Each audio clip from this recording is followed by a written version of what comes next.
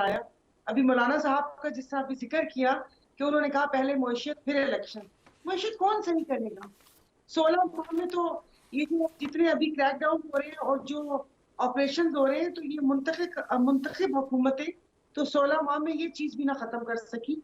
उसके लिए भी निगरान हुकूमत, खैर निगरान हुकूमत तो नहीं, हमारी जो इदारे हैं उनको आगे आना पड़ा। तो वो जो कह रहे हैं, तो आई एम सॉरी, अब मुझे नहीं पता है कि ये कैसे वो जाएगा। पीर हम्म। साहब का एक बयान था हम्म। 20 साल पहले कि 20 साल बाद एक डिसिप्लिन मार्शल लॉ आएगा, फिर एहतसाब की इब्तिदा भी होगी। फिर सिंधी में उन्होंने कहा था बुहारी फिरंदी, यानी कि झाड़ू भी फिरेगा। हम तो उस प्रिडिक्शन की रोशनी में कुछ कुछ ऐसा ही दिख रहा है कि ये सब कुछ होगा। लेकिन इलेक्शन कैसे होंगे? अब आप एक नई पार्टी की बाज़गश्त भी सुन रही हैं, फिर वो एक ताबईन की पार्टी है। मैं आईपीपी की बात कर रही हूँ कि हम्म। जो 9 मई के वाकयात से तौबा ताइब होती हैं तो वो उसको ज्वाइन करते हैं, दूसरी वाली है नहीं। तो ये सब खड़ाक फैला हुआ है।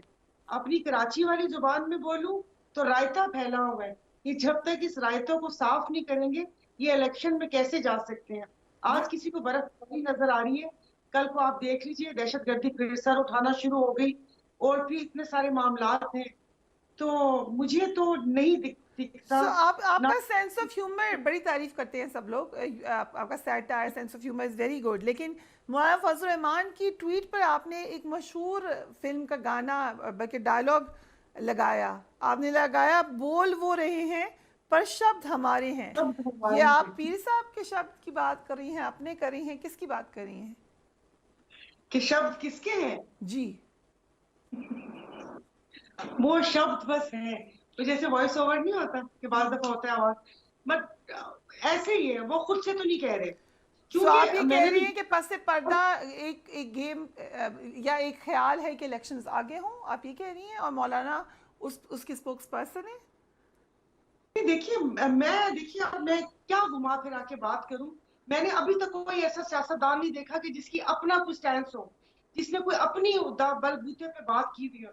फिर ये बाद में वो कहते हैं ना कि अपनी दुम पर पांव आते हैं तो इनको आइन कानून सारी शिक्के और ये हो जाता है, ब्लैक कॉरिडोर हो जाएगा, व्हाइट कॉरिडोर हो जाएगा, इनको सब याद आ जाता है। हम्म। तो लेवल प्लेइंग फील्ड किससे मांग रहे हैं? किसकी आंख का तारा बनना चाहते हैं? तो वही बात है कि फिर जब झुकाव उस तरफ होता है तो फिर जुबान भी फिर वही बोलना शुरू हो जाते हैं। अब ये मौलाना साहब का अपना तो मैं नहीं समझती कि उनकी कोई अपनी सोच होगी कि पहले मुआशरत और फिर उसके बाद किसी सियासतदान ने आज तक मुआशरत का सोचा है? जो 1986 में भी हमसे वोट मांग रहे थे कि पाकिस्तान का भला होगा, वो 2024 में भी हमसे वोट मांग रहे हैं। पाकिस्तान की मुआशरत जब इन लोगों ने खराब नहीं की तो किसने की है? अभी एक प्रोग्राम में था, कहा कि नवाज शरीफ आएंगे तो तरक्की और खुशहाली उनके साथ आएगी। तो मुझे हंसी आ गई, मैंने कहा वो तरक्की और खुशहाली को अपने साथ लेके क्यों गए थे? यहाँ छोड़ के क्यों नहीं गए? और अपने भाई को क्यों नहीं दी? कोई फार्मूला था तो अपने भाई को देना था। लेकिन बस ऐसे ही है ये, हम सब कठपुतलियां हैं। सारा साहबा, सिंध में MQM JUIF GDA और दीगर जमातें मिलकर पीपल्स पार्टी के खिलाफ इतिहाद की तैयारियां कर रही हैं। पीपल्स पार्टी कहती है आप लोग हर दफ़ा उनके खिलाफ अलायंस बना लेते हैं, इस दफ़ा क्या लग रहा है आपको कि फ़र्क है?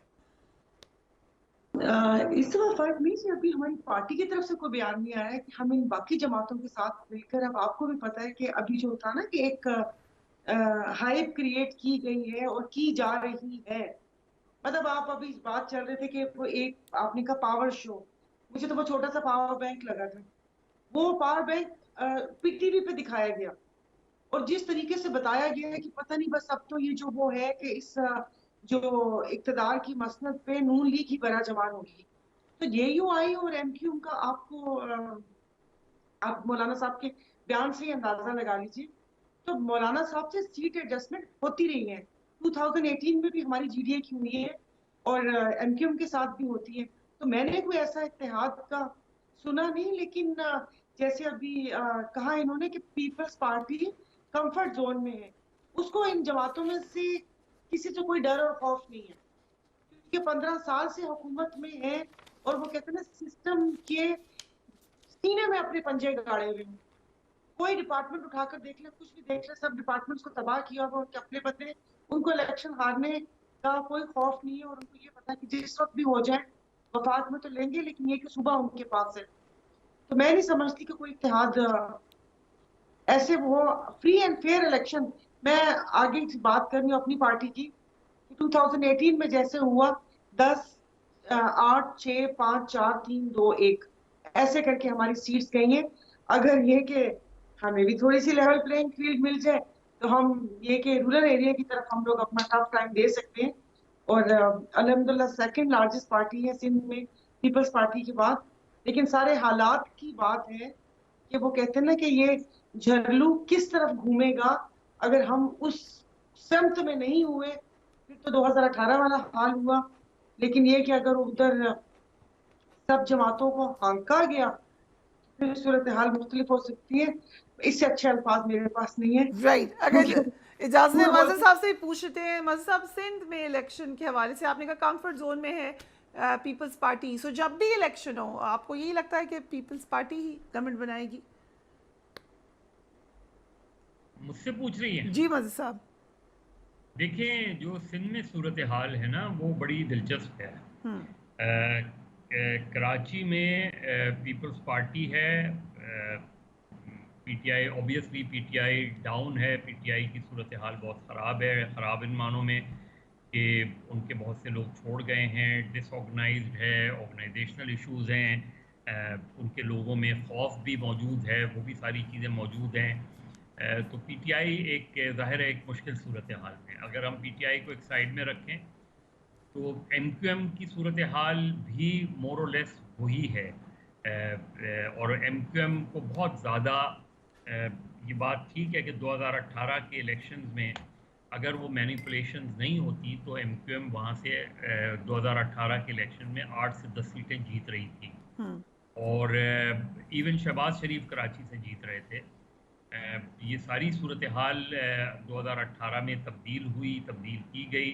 अगर 2018 के इलेक्शन में ये नहीं होता और एमक्यूएम 8 से 10 सीटें अपनी ले जाती तो वो जो 2022 अगस्त वाला नैरेटिव है वो खासी हद तक डाई डाउन हो जाता। Welcome to Godolphin University. We've trained the best and brightest young heroes since 1960.